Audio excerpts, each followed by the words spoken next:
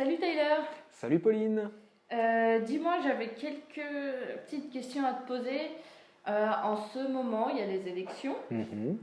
et du coup, j'ai beaucoup d'apprenants qui me posent des questions par rapport à tout ça et je sens qu'ils ont vraiment envie d'en parler et j'aimerais bien aborder avec eux les notions de culture française, mais je sais pas trop comment faire. Ouais. Est-ce que tu aurais des conseils pour aborder vraiment la notion de culture française pendant les cours? Alors la culture française, ça englobe deux choses. Il y a une partie très concrète qui est liée aux postures sociales qu'on adopte dans un environnement quotidien.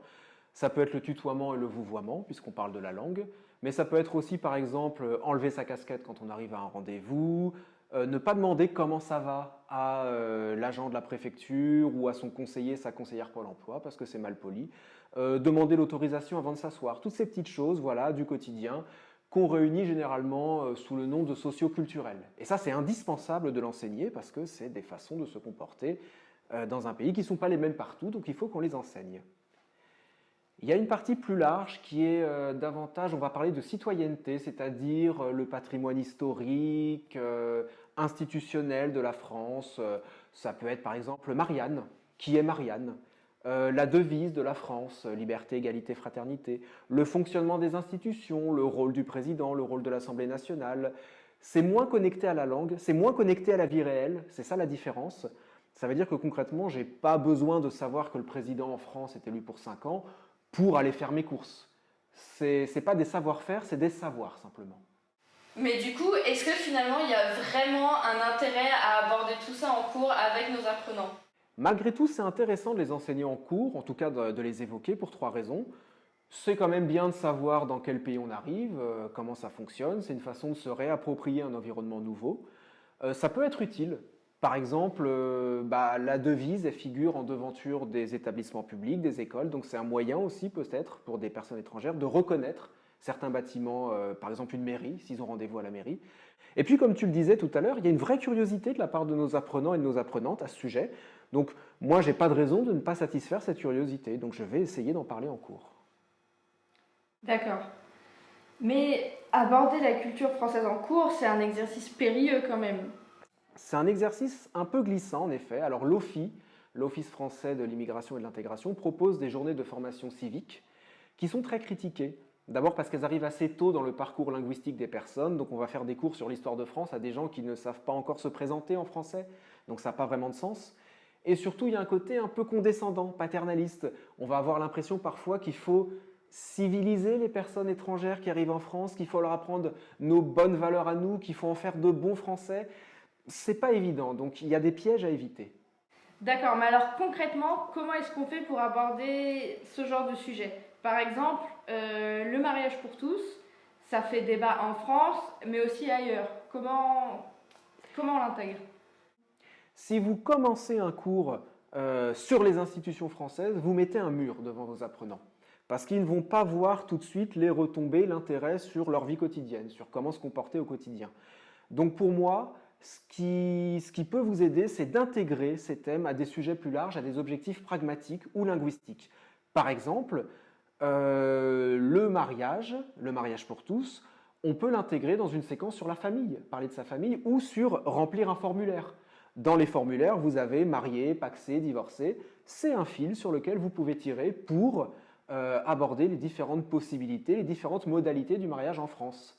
Vous pouvez aussi intégrer ces thèmes dans des objectifs linguistiques. Par exemple, la devise liberté, égalité, fraternité, moi je l'évoque quand je parle de l'accent aigu, E accent aigu. Le et, c'est un peu de phonétique, et comme exemple, je prends liberté, égalité, fraternité. J'ai un peu un prétexte à chaque fois pour aborder ces sujets. Et quand on parle de thèmes de société comme celui-là, est-ce qu'il faut vraiment encourager le débat en classe pendant le cours?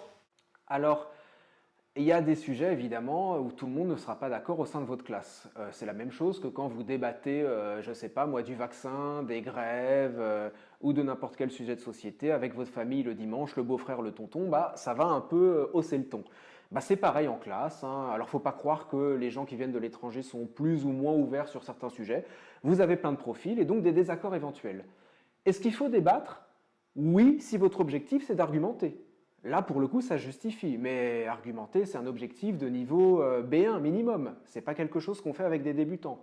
Et quand bien même vous voudriez débattre, il y a des sujets un petit peu plus tranquilles.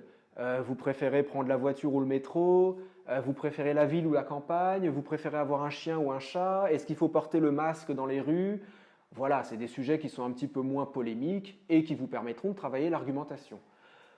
Si votre objectif, c'est pas d'argumenter, franchement, vous n'avez pas vraiment d'intérêt à aller chercher des problèmes. Ça ne sert à rien de faire des débats inutiles, de mettre de l'huile sur le feu. Moi, ces sujets-là, je les évoque de façon très neutre. Par exemple, le mariage pour tous. Je présente plusieurs possibilités, plusieurs configurations au tableau, des couples avec 2 hommes, avec 2 femmes, en changeant les âges aussi, puisqu'il faut être majeur en France pour se marier. Et je demande simplement à mes apprenants, mes apprenantes, est-ce que c'est possible ou est-ce que c'est pas possible en France? Et eux doivent me répondre. Je ne fais pas appel à leurs opinions. Je leur fais utiliser c'est possible, c'est pas possible. Ça peut leur servir. Ça, c'est un vrai outil linguistique.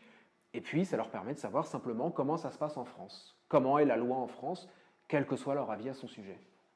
Ok, donc si je résume, le premier conseil, c'est de vraiment intégrer tout ça dans des objectifs pragmatiques et linguistiques. Le deuxième, c'est de vraiment pas forcer le débat quand il n'y a pas d'envie ou que c'est pas nécessaire. Et est-ce que tu aurais un dernier conseil? Ouais, je pense que c'est important pour nous formateurs de se décentrer. Se décentrer, ça veut dire que le monde ne s'arrête pas à notre nombril. Briser un peu le lien vertical entre le formateur et sa classe. Ça veut dire que si vous évoquez le mariage, ça peut être intéressant de demander à chaque membre de votre classe quelles sont les traditions liées au mariage dans son pays. Combien de temps ça dure? Où est-ce que ça a lieu? Est-ce que les mariés s'échangent des cadeaux divers?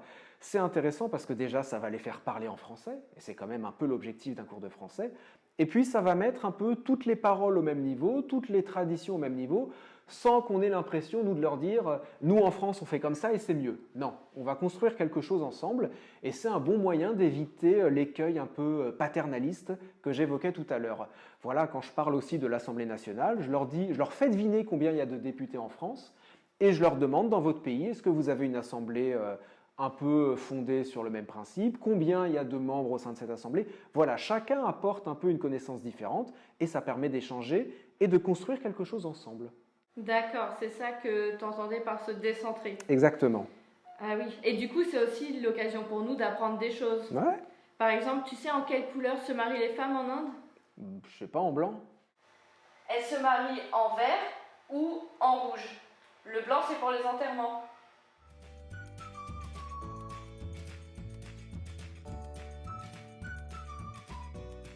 Merci d'avoir regardé cette vidéo et puis n'hésitez pas à mettre un petit pouce juste en dessous.